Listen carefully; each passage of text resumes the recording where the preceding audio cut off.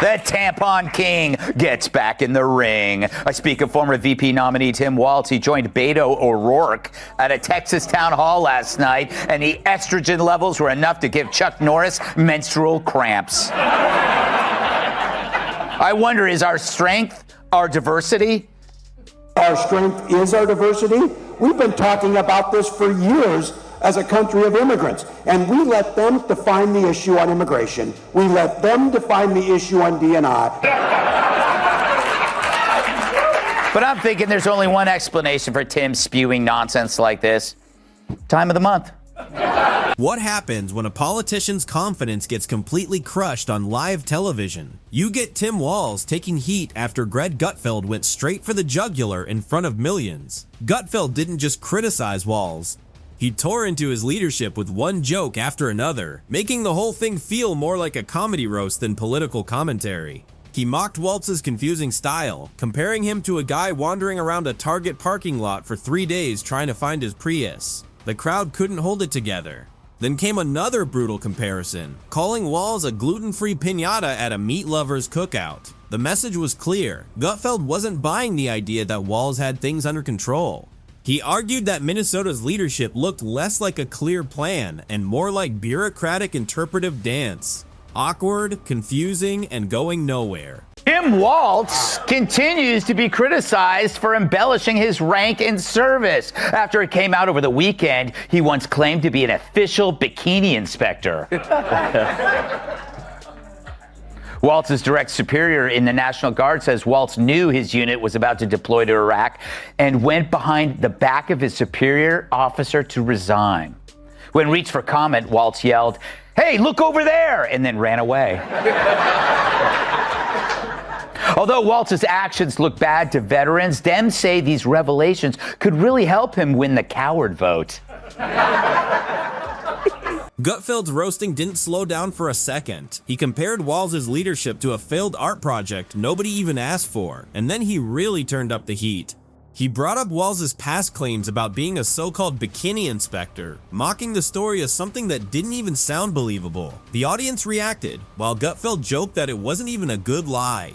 Then he shifted to the controversy surrounding Walz's military service and his decision to leave the National Guard before his unit was deployed to Iraq. Gutfeld used the issue to question Walz's judgment in leadership, arguing that abandoning a responsibility at a critical moment raises serious questions.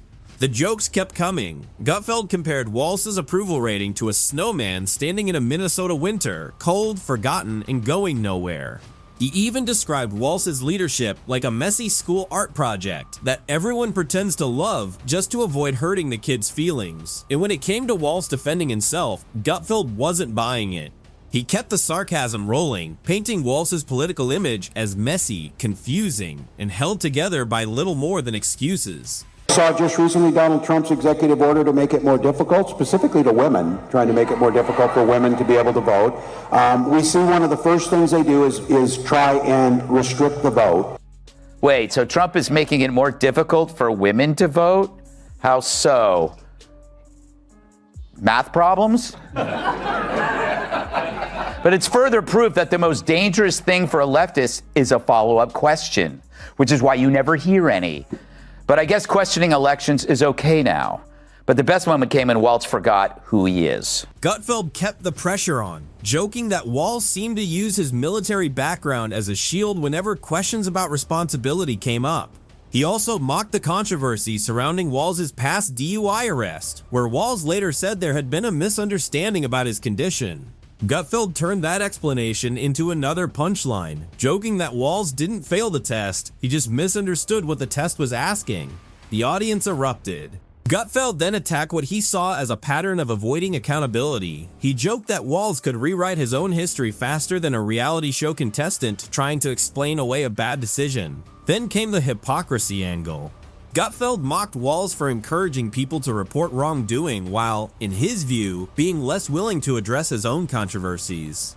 From there, the jokes became even more ridiculous. Gutfeld painted Walz as the kind of guy who would need a whiteboard labeled feelings just to survive a political debate. You compared Walz's leadership to a substitute teacher trying to control a classroom full of caffeinated raccoons, chaotic, overwhelmed, and completely out of control. And Gutfeld's final image was brutal. Walz supposedly walking into every political fight with glitter glue, a kazoo, and a little ribbon that says, "I tried." Walz is a strange dude. Oh, he's strange. He is strange. Him and I are the same age. How does he look so much younger? No, he's a strange guy. Strange. You know, he called up years ago. I was in the White House, and he said, "My house is being surrounded by people with American flags." I said, "Is that a good thing or a bad thing?" He said, "I think they're going to attack me." This was during the riots and everything else. They were MAGA people. You know, they like the American flag, all right? And they also had Trump. And I said, "How do you know?" There were about 15,000, he said, "Could you put out a word like that I'm your friend?" I don't even know him, but that's the only time I ever spoke to him. And if you look back long ago, tweets, before Truth, tweets, long ago, I put out a statement. He's a good man, the governor. He's on our side. I didn't know him, but I didn't want him to get hurt. And everybody put down their flags and they left. Yes. He said it was a miracle. He said it was a miracle. Gutfeld then went after Walz's pandemic record, mocking the contrast between strict business restrictions and the way some protests were treated differently. He called the whole approach less like consistent policy and more like political theater. Then he turned to Walz's debate performances, joking that his intense expression looked less like confidence and more like someone desperately trying to remember the Wi-Fi password. The jokes kept coming. Gutfeld compared giving Walz control of a state budget to handing a toddler a credit card, saying the money would disappear before anyone figured out where it went. He also mocked Minnesota's bureaucracy, joking that even a lemonade stand might need a stack of permits just to open. And when Walz called Donald Trump a wannabe Gutfeld pounced on the irony, arguing that Walz's own pandemic restrictions made the comparison especially easy to mock. His point was simple. The rules seemed inconsistent, and Gutfeld was having a field day with it. He exploited his military background to cover up his crime. He said it was related to his service, and that he actually wasn't. He just misheard the instructions and the test. He blew a super high level. It was like, 0.2, driving 100 miles an hour. And then when he's running for office, he said that he wasn't. I mean, this guy has creep written all over it. He created a snitch line, but lies about his personal infractions. He doesn't even own up to it. This is a guy who pushes a hoax about a on a couch. And then the closer you look at him, he's a creepy cuck. Meanwhile, Kamala's VP, Tim Walz, is being accused of lying about his rank, which is called stolen valor. But in Walz's defense in Minneapolis, stealing is legal. But misrepresenting your past for political gain? I don't see that as a problem, said one woman. The footage showed Walz giving a fiery speech about Trump. But Gutfeld fired back with one simple question. Projecting much? He also mocked the story about Walz allegedly asking Trump for help after people gathered outside his home, joking that calling for backup from someone you barely know isn't exactly the definition of courage. Then Gutfeld shifted to California, teasing Walz's admiration for Gavin Newsom. He joked that Walz looked at California's problems and thought, sure, but let's make it colder and add more potholes. The crowd erupted when he compared Walz to the love child of Bernie Sanders in a broken stoplight, loud, confused, and permanently stuck on red. Public safety took another hit. Gutfeld mocked Walz's approach as being like a mall security guard trying to control a riot with a kazoo and a clipboard. Then came education. Gutfeld called the whole system political performance art wrapped in buzzwords, joking that the biggest test for students was learning how quickly they could get offended. By the end, Gutfeld had turned Walz's entire political image into one giant punchline. Lots of speeches, plenty of slogans, but according to Gutfeld, not enough results. I'm especially talking about these old white guys who seem to disappoint us on a regular basis in this country. Dude. You're an old white guy. And you're right, you are a huge disappointment. I guess hating himself is the first thing he's nailed correctly. Because Walz saying old white men suck isn't a political stance. It's his confession.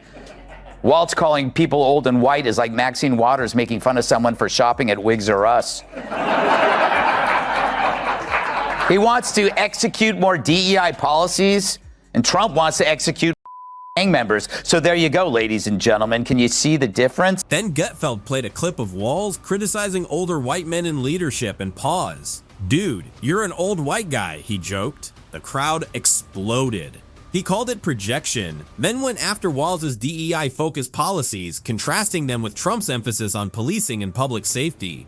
Gutfeld also revisited Walz's pandemic policies, mocking the contrast between restrictions on small businesses and large demonstrations. He joked that apparently the virus could tell the difference between chanting and church singing. Then he froze a clip of Walz looking intensely into the camera and asked, "What emotion is that?" before joking that he looked like a man seeing the bill for his own policies.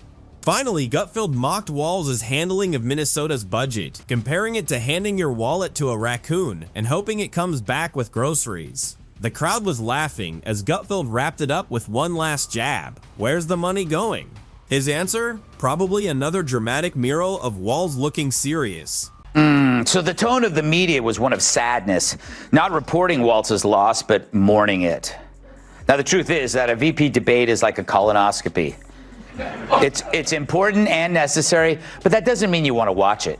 Hong Kong and China during the democracy protests went in. And from that, I learned a lot of what needed to be in governance.